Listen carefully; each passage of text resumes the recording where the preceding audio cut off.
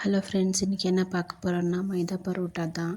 So நல்லா வந்துட்டு கட்டியாக பிசைஞ்சிக்கோங்க. சாஃப்டாக பிசைஞ்சு நல்லா வராது. இந்த மாதிரி ரவுண்டாக ஷேப் வந்து பண்ணி வச்சுட்டு அதுக்கப்புறமா பார்த்திங்கன்னா இது வந்து எண்ணெயிலே தான் பண்ணோம். ஸோ மாவு வந்து ஆட் பண்ண வேண்டாம். மாவு ஆட் பண்ணினா நல்லா வராது. எண்ணெயில் தான் எல்லாம் நல்லா மெலிசாக ஒட்டிக்கோங்க.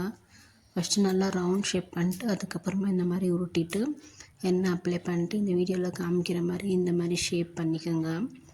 ஸோ அப்போ தான் வந்து நல்லா ஃப்ரீலாக இருக்கும். இன்றைக்கி வந்துட்டு என்னோடய ஹஸ்பண்ட் தான் வந்து பரோட்டா வந்து ரெடி பண்ணிகிட்டே இருக்காரு.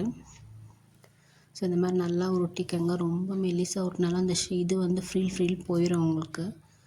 ஸோ கொஞ்சம் மோட்டாகவே இருக்கட்டும். இந்த மாதிரி உருட்டிட்டு தவா சூடானதும் 2 பக்கமும் நல்லா ஆயில் போட்டு வேக வச்சுக்கோங்க. ஸோ நல்லா கலர் சேஞ்ச் ஆகட்டும். ஸோ இப்போ வந்து பாருங்கள், பரோட்டா ரெடி ஆயிடுச்சு. ஸோ இந்த வீடியோ பிடிச்சிருந்தா லைக்